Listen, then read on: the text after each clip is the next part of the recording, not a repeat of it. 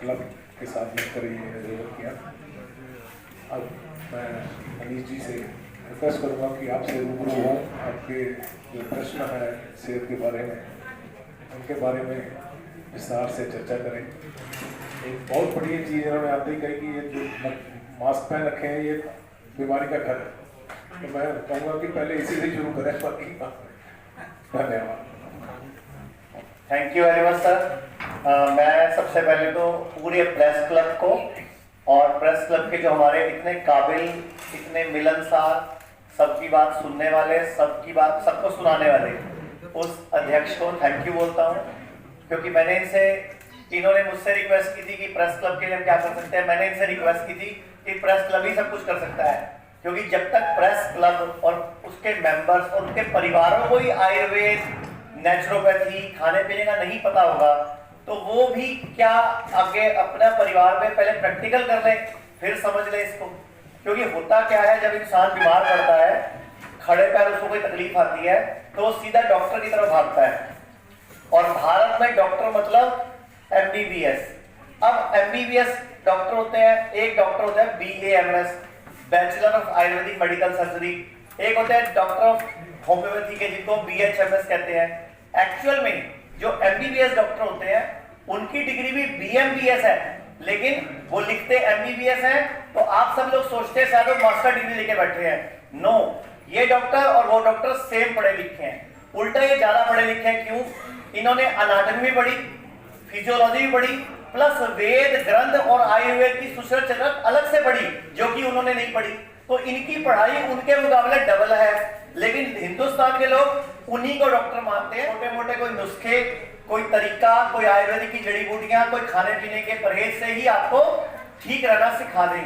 अगर कोई गंभीर बीमारी है तो हमारे पीछे फोटो लगी हुई है, हमारा आयुर्वेद, नेचुरोपैथी, होम्योपैथी, एलोपैथी का हॉस्पिटल भी है, जिसको हम हिम्स बोलते हैं, जिसका हमारे पास जो लाइसेंस है शुद्धि आयुर्वेदा पंचकर्मा हॉस्पिटल के नाम से। क्योंकि पंचकर्मा में भी सारे ट्रीटमेंट हो जाते हैं, चाहे कैंसर हो, चाहे BP हो, चाहे शुगर हो, चाहे पीरियड्स की प्रॉब्लम हो, चाहे हार्मोन्स की प्रॉब्लम। पत्रकारों को बेड मिलने में बहुत दिक्कतें नहीं आती ही। क्यों? क्योंकि पत्रकार से हर कोई रिस्पेक्ट करता है। मैं भी दूसरा वर्ड यूज करूंगा, डरता है। मैंने बोल दिया वैसे जानबूझकर बीच में मैंने। तो कहने का मतलब यह है कि ये प्रेस क्लब में कैंप का उद्देश्य है कि आप सारे लोग, हम लोगों का जो मकसद है, सुबह से लेकर रात तक आपको एक दिनचर्या सिखा दें कि कहां कहां आप गलती करते हो जिसकी वजह से शुगर होती है, कहां कहां आप गलती करते हो जिसकी वजह से BP होता है, फिर आप क्या गलती करते हो कि पथरी होती है, फिर आप क्या गलती करते हो कि आपको फेफड़ों के रोग, कोई सांस फूलना, कोई COPD, कोई लंग्स की प्रॉब्लम, और आप ही के किसी के परिवार में किसी की किडनी फेल हो, अगर डायलिसिस चल रहा हो, तो वो आयुर्वेद और नेचुरोपैथी में कैसे रुकता है वो मैं बता देता हूं, या हमारी टीम समझा देती है। आपके कोई सवाल है तो वो पूछ लो। तो आपका ज्यादा बढ़िया सिस्टम क्या होगा कि हम लोग 1 to 1 बात कर लेंगे, तो आपके मनों में जो सवाल हैं वो ज्यादा बेटर तरीके से आंसर आएंगे। तो ये प्रेस कॉन्फ्रेंस ना होके एक हमारा आपस की कन्वर्सेशन हो जाएगी, क्योंकि आपके मन में जितने भी सवाल हैं आयुर्वेद को लेके कि आयुर्वेद स्लो है, मैं उसका जवाब दे दूंगा। मैं आपको इतना फास्ट आयुर्वेद प्रूव कर दूंगा कि आपके पास उसके बाद लाइन ये बचेगी नहीं। और फिर कि आयुर्वेद डॉक्टर कम पढ़ी लिखे वो बताता हूं। मैं आपको एक चीज बताना चाहूंगा, पूरे 5.5 साल की डॉक्टर डिग्री जो MBBS और BMBS में डाइट का चैप्टर ही नहीं है, पढ़ाया ही नहीं जाता उनको, क्या खाएं क्या नहीं खाएं, क्या ज्यादा खाएं क्या कम खाएं। 5.5 साल की डिग्री में डाइट का चैप्टर नहीं है। और ये डॉक्टर 5.5 साल की डिग्री में 3.5 साल डाइट ही पढ़ते रहते हैं, क्या खाएं क्या नहीं खाएं, क्या किसके साथ नहीं खाएं, कौन सी चीज किससे ज्यादा रिएक्शन करती है, कौन से मौसम, कौन से काल, कौन सी परिस्थिति, कौन सा देश। कोरोना आए तो, अब कोरोना तो नाम अब आया ना, पुराने टाइम में भी कोरोना था लेकिन उसका नाम कोरोना नहीं था उस टाइम पे। इशारा है कि आपकी गंध छीन ली, आपका टेस्ट छीन लिया, आपको खाना बंद करने का इशारा है भगवान का। जानवर भी यही करते हैं। आप लोगों ने कभी किसी ने कोई जानवर पाला आज तक? कोई कुत्ता, कोई बिल्ली, कोई बंदर, कोई गधा, कोई घोड़ा, कोई गाय, कोई भैंस। जब वो बीमार पड़ती है क्या करती है सर? वो बीमार पड़ती है क्या करती है? खाना छोड़ देती है, बस मुंह चलाती है, खाना वो जुगाली करती है। पुराना पड़ा है हमारे अंदर, उस टाइम पे खाना छोड़ना है, भोजन नहीं छोड़ना। ये दोनों शब्दों में फर्क है। खाना छोड़ना है, भोजन नहीं छोड़ना। एक भोजन है, खाना है। हम भोजन खाने के लिए बने हैं, आप खाना खाते हो, हम भी आपको खाना ही खिला रहे हैं यहाँ पे, क्योंकि सब खाना खाते हैं। रोटी चावल पका हुआ खाना होता है, कच्चा भोजन होता है। भोजन खाना होता है, भोजन मतलब फ्रूट, सलाद, नारियल पानी, खीरा, टमाटर, मूली, गाजर, इस तरह की चीजें, स्प्राउट्स।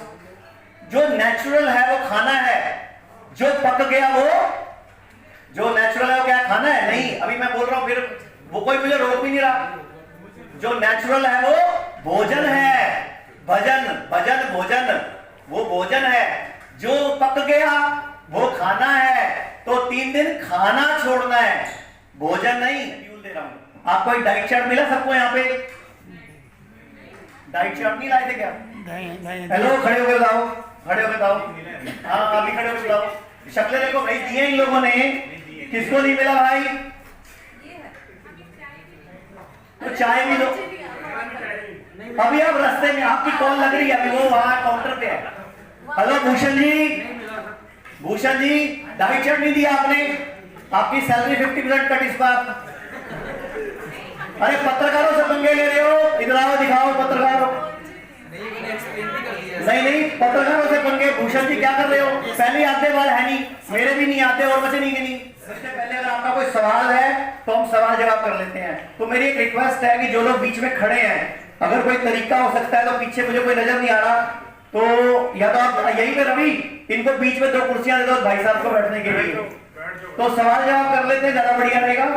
तो मैं डाइट चार्ट आपको एक्सप्लेन कर देता हूँ। एक दूसरा आपको अपने क्लिनिक्स, हॉस्पिटल के बारे में बताता हूँ।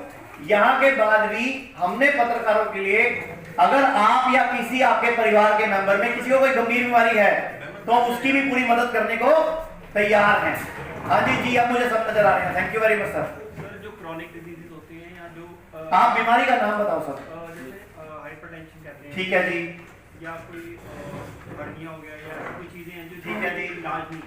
ओके जी। आप कहते हैं भोजन खाने से लाइलाज बीमारी भी ठीक हो जाती है, क्रॉनिक डिजीज? सर आप ये ठीक हो जाती है वर्ड मेरे से कैमरे मत बुलवाओ। 1954 का मैजिक रेमेडी एक्ट लगवा दोगे मेरे पे? नहीं सर, फिर भी मतलब कुछ थोड़ा सा वो बता देता हूँ मैं। हाँ, बट मेरी भी कोई चिंता रखो यार। नहीं सर, हमारे देश में कानून है 1940 में का मैजिक रेमेडी एक्ट, एक कानून है 1896 का एपिडेमिक एक्ट। ये अंग्रेजों ने अपने भले के लिए बनाए थे। आज आयुर्वेद को पिछड़ा घोषित करके आज तक दोनों इस सत्ता में जो भी लोग बैठे हैं उन्हीं कानूनों को चलाए जा रहे हैं।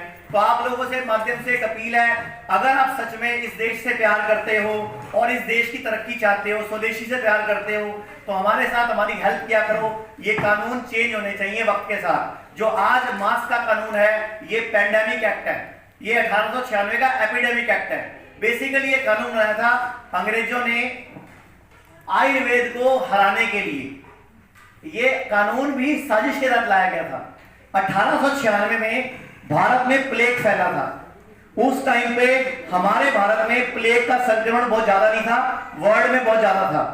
तो भारत में जिनको भी होता था हमारे वैद ठीक कर लेते थे। तो अंग्रेज बड़े परेशान हुए। मैंने पूरी स्टोरी पढ़ी है, ये सब विकिपीडिया पे नेट पे अवेलेबल है, आप भी पढ़ लेना।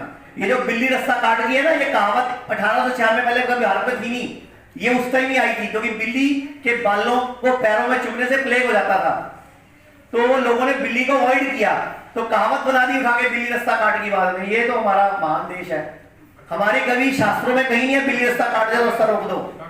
दिन तो लगेंगे ना, कोई भी वायरस आए, चाहे डेंगू आए, chikungunya, malaria, corona, swine flu, MERS, SARS, corona, कोव2, कोवे, ये कोरोना नया वायरस नहीं है, ये कोरोना चौथी बार आया है। आपको चौथी बार अगर ब्रांडिंग नहीं करके दिखा रहे हैं ना, बिकॉज उनको प्लैंडेमिक क्रिएट करना है। It's not pandemic, it's plandemic. दुनिया की इकोनॉमी को लूटना, दुनिया की इकोनॉमी को नीचा गिराना, और ये कौन करते हैं? ये बहुराष्ट्रीय देश करते हैं। आज भी हमारे देश में अंग्रेजों का राज है। अगर अंग्रेजों का राज नहीं है तो फिर 1940 मैजिक रेमेडी एक्ट क्या कर रहा है? इंडियन पुलिस एक्ट क्या कर रहा है? आज भी पुलिस एक्ट क्या कहता है? किसी को भी जेल में ले जाके नंगा करके फोटो खींचना और उसकी तलाशी लेना, ये अंग्रेजों का कानून था, हमें जलील करने के लिए क्रांतिकारियों को। आज भी लागू है। क्यों भाई? कोई भी आम इंसान गलती से जेल में चला जाए, उसको पहले नंगा किया जाता है। वाई? तो इंडियन पुलिस एक्ट में चेंज नहीं हुआ इसलिए कोई, तो ये अंग्रेजों के कानून है। 1896 का पैंडेमिक एक्ट भी और 1940 का मैजिक रेमेडी एक्ट, उनको भी नमन है, नमस्कार है कि उन्होंने हमें ये सारी फैसिलिटी आयुर्वेद में देनी शुरू कर दी है। अभी इसके अलावा हमारी मध्य प्रदेश गवर्नमेंट, हिमाचल गवर्नमेंट, अच्छा हाँ, हिमाचल गवर्नमेंट से भी टाई अप हो चुका है कि अगर हिमाचल सरकार का कोई कर्मचारी इलाज कराएगा वो भी रिम्बर्समेंट हो जाएगा। और दिल्ली गवर्नमेंट का भी, और जुडिशरी दिल्ली की, दिल्ली हाई कोर्ट का हर मेंबर हमारे यहाँ से फ्री इलाज करा सकता है। वो दिल्ली में हमारा उनसे टाई अप हो चुका है।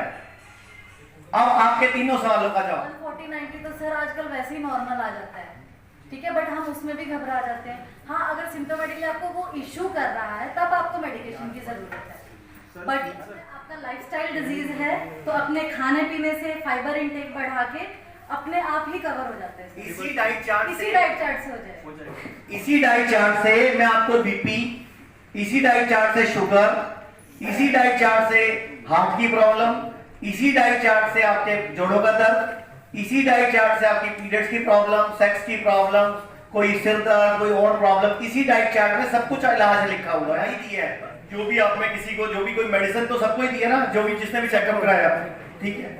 ये एक बेसिक जनरल मेडिसिन है, ये किसी बीमारी की नहीं है। जो हमने आपको दवाई दी है यहाँ पे, एक चाय का पैकेट, एक पाउडर की डिब्बी और एक टैबलेट, ये कॉमन है सबके लिए। ये एक बेसिक आयुर्वेद का जनरल सिस्टम है, पूरी बॉडी को डिटॉक्स करने का, रिजनरेट करने का, रिपेयर करने का, रेगुलेट करने का। यानी कि एक ही कॉमन दवाई में आपकी इम्यूनिटी, आपका कॉन्फिडेंस, आपके बॉडी का ब्लड सर्कुलेशन, आपकी बॉडी की डिटॉक्सिफिकेशन, रिजनरेशन, रिपेयरिंग और प्रोग्रेशन, मतलब आगे भी बॉडी को इंप्रूवमेंट देनी, इम्यूनिटी बढ़ाना भी इसी एक ही कॉमन से सबके लिए हो जाएगा। करना क्या है? पाउडर रोज रात को आधा चम्मच लेना है गर्म पानी से सबको, और टैबलेट सुबह शाम 2 टाइम लेनी है, और हर्बल टी जो है वो एक चुटकी से 1 कप बन जाएगा। अगर आपके घर में किसी को कोई बुखार हो जाए तो यही दवाई है, यही हर्बल टी है उसके लिए भी। इसी हर्बल टी को 1 चुटकी जगह 4 चुटकी डाल देना तो बुखार की दवाई बन जाएगी, 8 चुटकी डाल देना तो कोरोना या डेंगू की दवाई बन जाएगी। यही हर्बल टी जो 32 जड़ी बूटियों का पैकेट ग्रीन कलर का, यहाँ दिखा दो मेरे को सारी दवाइयां, मैं तीनों दवाई दिखा भी देता हूँ। टैबलेट सुबह शाम है, और ये हर्बल टी जो मैंने आपको दी है, यही हर्बल टी आधा चम्मच लिया तो आपके लिए हर्बल टी है। अगर इसी को 4 चुटकी लिया तो मैंने क्या बताया, 4 चुटकी है तो बुखार की दवाई है।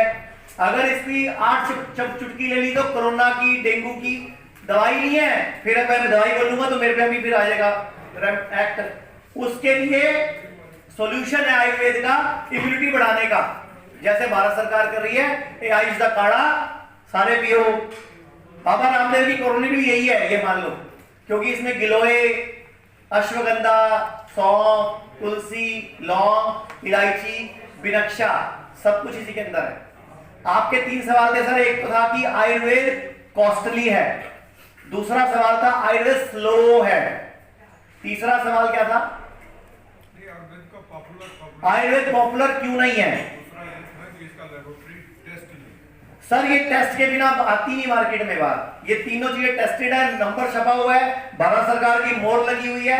कोई भी आयुर्वेद की दवाई आपको बता दूं, नए कानून के अनुसार आप लोग अब आज के बाद छापे पढ़वा सकते हो। मैं आपको एक इंफॉर्मेशन देना चाहता हूं, जो दवाई सीलबंद है बस वही आयुर्वेदिक दवाई है। कोई भी अब जड़ी बूटी चटनियां पीस पूस के देगा तो आप उसके खिलाफ कंप्लेंट कर सकते हो। कोई भी दवाई सीलबंद है, आयुर्वेद के डॉक्टर को सीलबंद दवाई बेचने की इजाजत है। खुली पुड़ियां, खुली चूरन चटनी नहीं बेच सकता, हमारा कोई डॉक्टर नहीं बेचता।